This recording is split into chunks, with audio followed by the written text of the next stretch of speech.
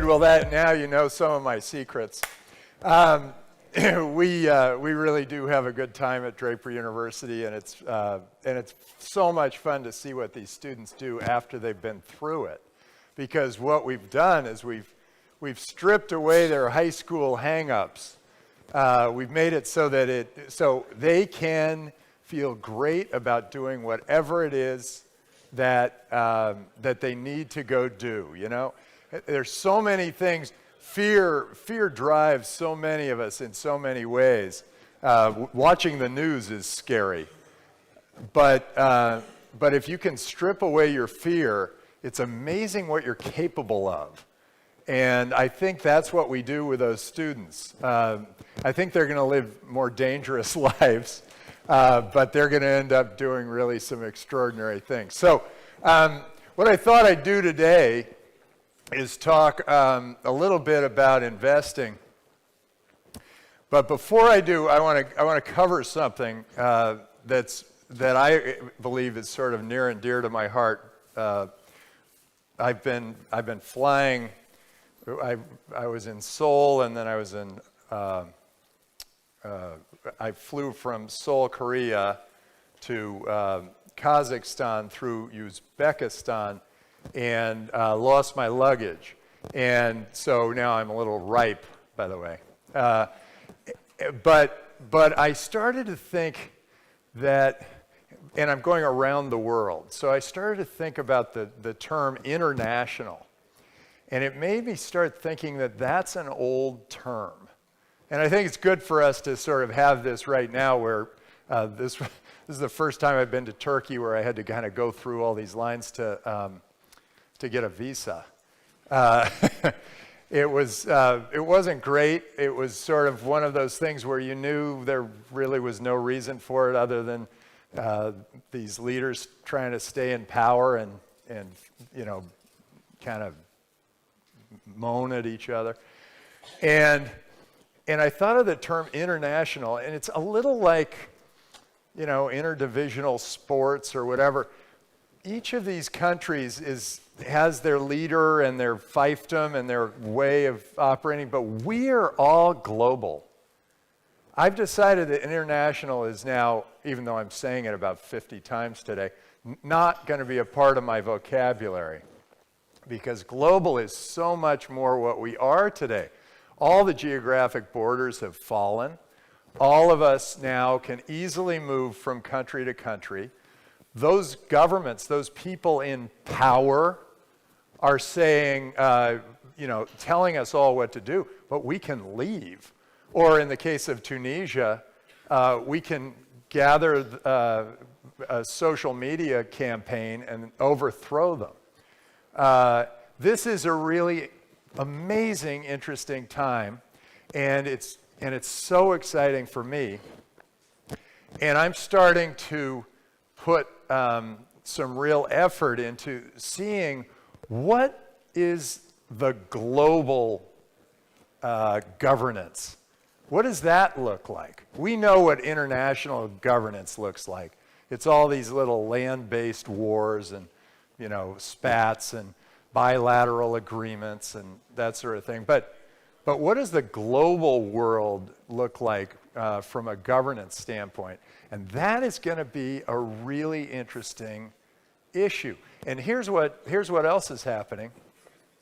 We have the blockchain and Bitcoin and all of these new technology, e-governance. We have all these new technologies, and there's going to be sort of a layer of governance above all the other governments. That you know, we might end up having our health care and our social security and anything that's insurance-based be handled in the virtual world, in the cyber world. And the land-based government gets less and less important, except maybe city governments, things that are local to you. Those might end up being interesting. I had a great talk with the Prime Minister of Kazakhstan. And he's trying to create Kazakhstan as a hub. And we started brainstorming about how we could get more people into Kazakhstan. and make it more of a hub. He's trying to make it more free. And I said, well, the Estonians have this e-governance. I was very familiar with a team that put that together. And why don't you do that? And he said, that sounds like a good idea. We've been working on something like that for a while. And then I said, well, wait. So how do you, I said, Estonia's only got like 20,000 e-residents so far. In fact, I'm number 3. It was great. I was supposed to be number 1. The prime minister said I was going to be number 1, but it turns out he gave that to some reporter. Anyway, I'm number 3. So I told these guys, 20,000, it's not making a big impact on the world yet, but it was a brilliant idea. So then I said, well, what if you just, instead of having a guy sitting back there going, give me your visa, and sitting back there, what about having somebody who says, welcome to Kazakhstan. You are now a virtual resident of Kazakhstan. All you have to do is fly to Kazakhstan, and you are a Kazakh, and welcome. And then he has a big expo, brings in 3 million people. Suddenly he's got 3 million virtual residents of Kazakhstan. And then more and more of these services can be provided by that virtual residency. I thought that was a pretty interesting idea. And then it turns out I learned that the word Kazakh means free. And so I said, oh, you got to do this. You got to say, I am Kazakh. So that anybody who gets one of these cards, the one thing they have to say is, I am Kazakh. I am free. And it gets you thinking, wow, that is really exciting. He's going to create a free land, but generally he's going to create a virtual governance. And that, I think, could end up being something that just changes everything. Then all these countries start creating virtual governances, and they compete for us. They start looking, the way entrepreneurs look at their customers, they're going to look at their citizens, and they're going to be virtual. We're going to be able to pick and choose. They want people like you. They want the investors of the world. They want entrepreneurs. They want businesses of the world. How do they get them? They have to delight us. They have to excite us. They have to say, yeah, this is the place for you. Because otherwise we can just walk to another border and go somewhere else. So with that, now, I want to talk about how I like to invest. Because you're all investors and you're thinking, God, really? Am I going to back this, guy who's got this sort of crazy idea? Why am I thinking about it? I've got a good real estate business going. Why do I want to mess with this? Well, you do because it is the future of progress, and it helps the world in a huge way to take your money and put it behind these entrepreneurs who are then going to make something of it. And be prepared to lose that money. Just get into the habit of losing and failing. At our school, Draper University, one of our pledge items is, I will fail and fail again until I succeed. As investors, I want you to look at it that way. And now I'll tell you kind of how a few things that I think about when I'm investing. First of all, we are global. So I'm always looking for something that's really big and transcends geographic borders. And then I'm thinking, is this an industry where you're getting bad service at a high cost? So maybe you guys can come up with a few. What industries are out there right now that you feel are getting bad service at a high cost? Anybody? Healthcare. Healthcare. Oh my gosh. Worst service, highest cost. It's crazy. Any others? Education. Education. There's that weird artificial union premium that somehow we're paying for a good education. Anything else? What did I hear? Government. Oh, you've heard me speak before.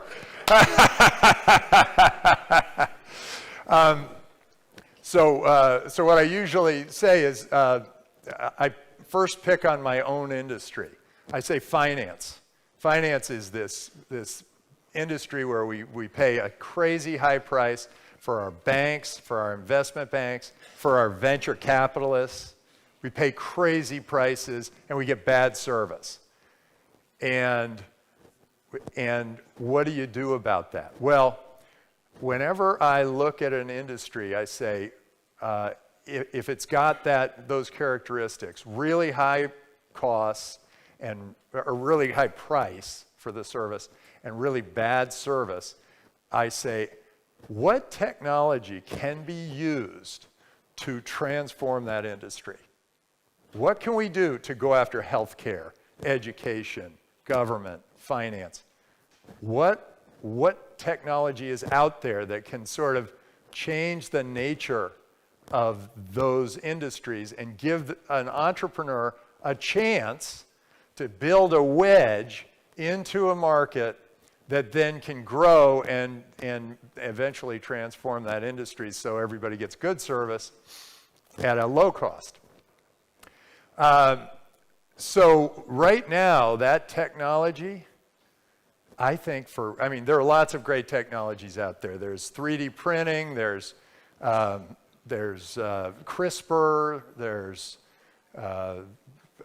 all the marketplaces, the Uberization of everything, there's IoT, there are all sorts of really interesting technologies to bet on out there, but the one that's going to go after all these regulated industries is the blockchain and Bitcoin. It's unbelievable. Having a perfect ledger basically eliminates the need for all that bureaucracy because you can use a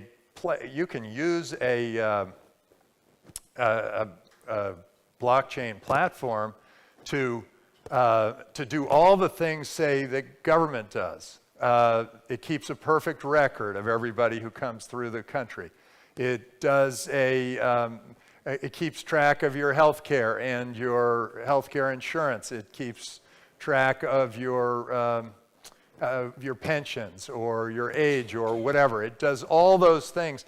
And it's a permanent record that is incorruptible, fair, and honest. And I know that all the bureaucrats in the world are incorruptible, fair, and honest. But we know that the blockchain is.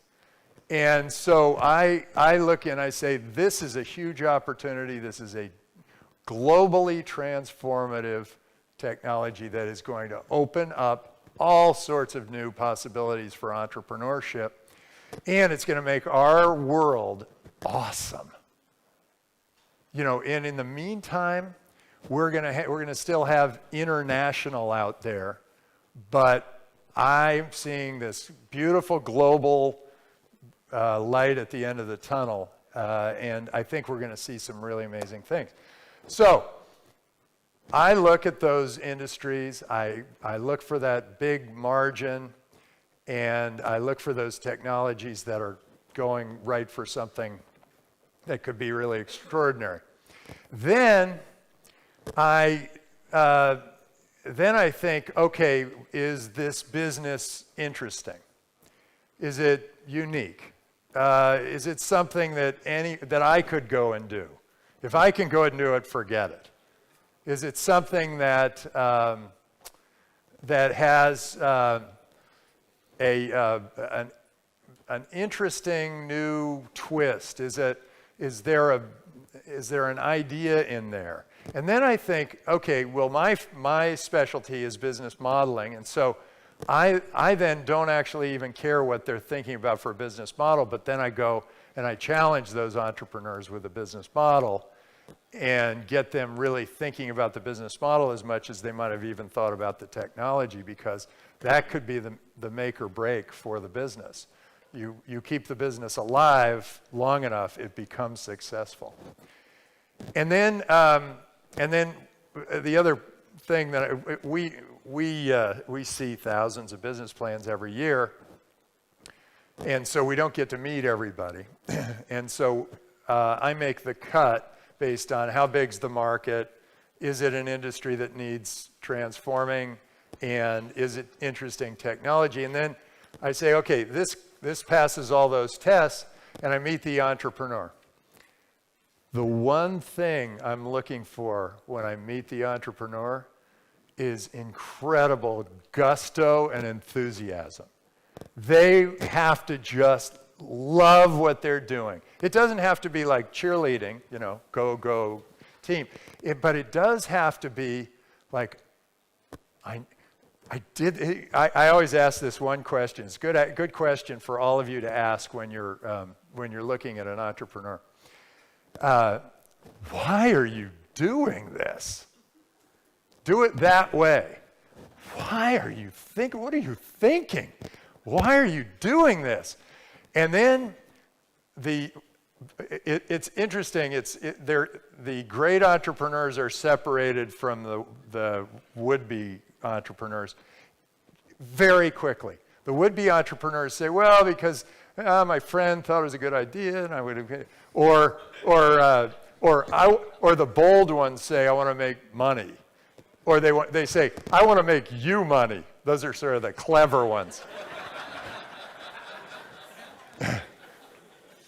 But the one that I back is the one that says, because it has to be this way, because I told my boss over and over, this is the way that all the customers want this. This is so important. And my boss just wouldn't listen because he's got that gravy train going.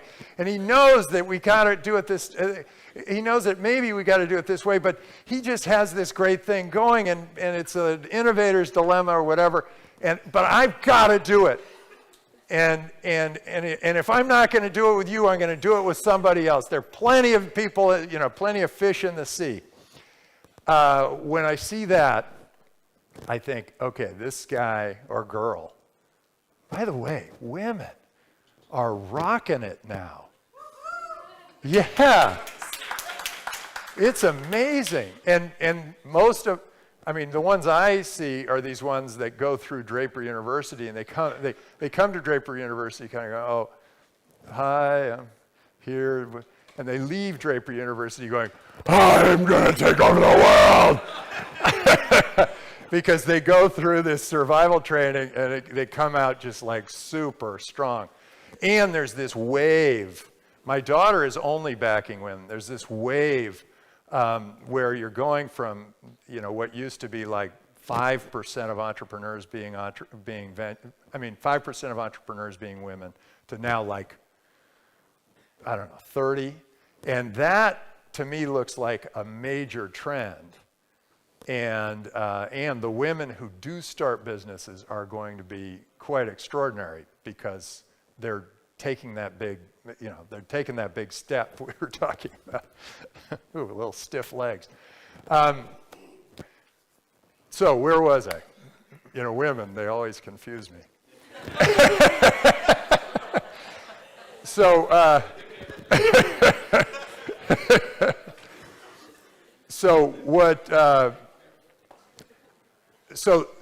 that when you see an entrepreneur like that, go ahead and take the plunge with them. And think in terms of like, hey, I want to try this. This is going to be pretty interesting. And here's the way I would invest in venture capital. I would take the money that you have that you can basically throw away and your life won't change. Okay? And then divide that into 20 pieces. And then divide that, each of those in half, and then put that much money into this entrepreneur that you fall in love with. And then what'll happen is you'll find another one, and do 3 right away. Like tomorrow, you'll see a bunch of them. Invest in 3 of them right away, because then nobody can blame you for just blowing it with that one entrepreneur you backed, because you can go, oh no, it's a portfolio. I've got 3. These, oh yeah, well they're having trouble, but these other 2, you know. And it's the same recommendation I give to new analysts and associates in venture firms. Just get 3 done, because then they can't look at you and just think of that one loser you brought to them. And try to win every time, but expect to lose 60% of the time. And the reason I say 60, first of all, that's about my record. But the other thing is, if you expect to win more than half the time, you're going to be disappointed and you're going to stop investing.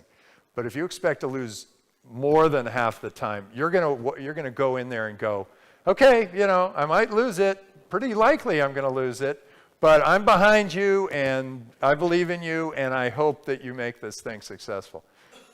Starting a business is so hard. It is brutal. Survival training at Draper University doesn't even test them to what they're going to have to go through when they actually do run a business. And you've got to kind of be when you're an investor, you've got to kind of be a big supporter, a cheerleader, but also a psychologist or a psychiatrist. They have real emotional problems. Think about this. Elon Musk, he says, we're going to Mars. And everybody goes, oh, that guy's crazy. But then there's like 3 or 4% of the people that go, how would we get to Mars? And some of them are the best engineers in the world, and they go, I want to work for that guy. So he's alone, though. He's out there alone for a long time before people start recognizing that, hey, yeah, maybe we'll get to Mars. But it's tough, and that's why, we say you get rid of the high school hang-ups. Now, because you've got to be willing to stand there alone and just be there. Here I am, I believe in this, and I'm just going to keep believing this, and I'm just hoping that people start understanding that this is the way to go. And so it's good for you to sort of say, yeah, I believe in your vision, I'm behind you, keep going. And a lot of times entrepreneurs are kind of deciding, do I take the safe route or always encourage them to take the risky route. Always, that's the one they really want. That's the one in the back of their mind. And that's the one that will make you a fortune. So then you've got these, you've decided to bet on these entrepreneurs. But before you bet on these entrepreneurs, there are a few things to watch out for.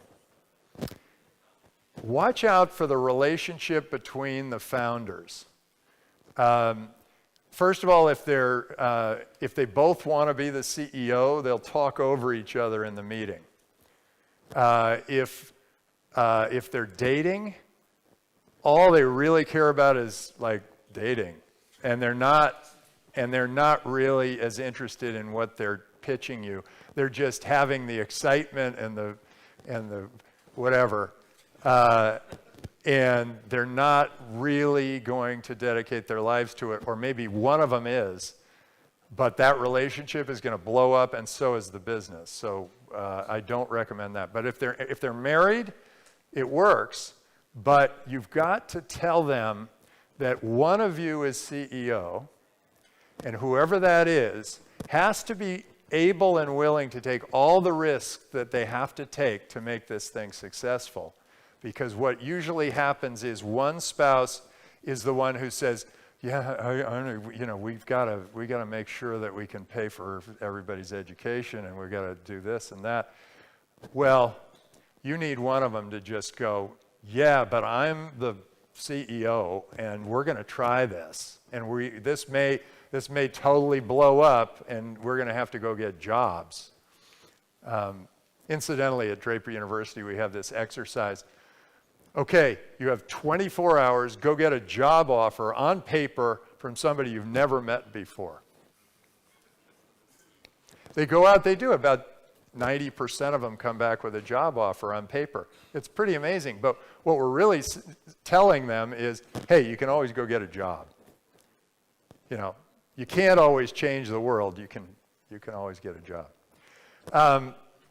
Couple of other things. Look for,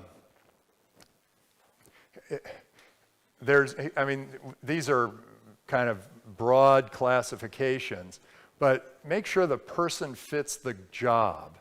And make sure that the passion just isn't somebody who has a really good way of selling. You don't get sort of thrown into the sales pitch. And the good way to do that is to meet them twice, because the first day they may be pitching this, and the next day they may be pitching something else. And then the other watch out, gotcha, in my mind, is I'm a serial entrepreneur.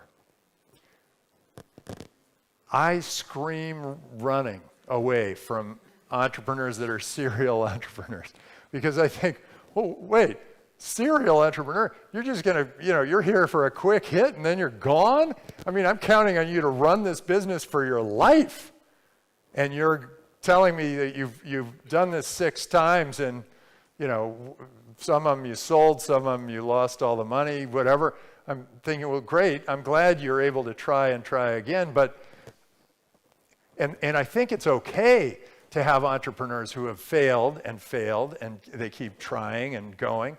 But if they call themselves a serial entrepreneur, it's something to watch out for, because then that's in their mind. It's like, I just go from one to the next to the next. They've got to have, the ones that are great are the ones that say, yeah, I did this and I failed, and then I tried again with this little different pitch and I failed, and this time I'm going to do it right. But I'm still going after kind of that same thing. Although there's one exception here. That is, if an entrepreneur has made a fortune and done an outstanding job, then the second time around, you don't want that person in the same industry. They carry too much baggage. You want them doing something entirely different, but you've got a total winner, so it's still worth backing them, as long as it's something very different. So that's the exception to the rule. There are always exceptions. And always bet on the exceptions. You're looking for the outlier. You're looking for the crazy guy, the crazy girl, the one who's kind of a little, maybe like, are they off? Or is she off? Or is she brilliant? It's got to be a little bit of that. And then the other thing I think about is, if they come from the financial world, sometimes they don't. It's all about the numbers, and that doesn't do it. And if they come from the best are usually the ones that come from the engineering world or the marketing world. Usually, not a total rule, but usually. Because the marketing people sort of see this connection between the customer and the engineering, and the engineers come up with these really incredible things that could apply to interesting markets.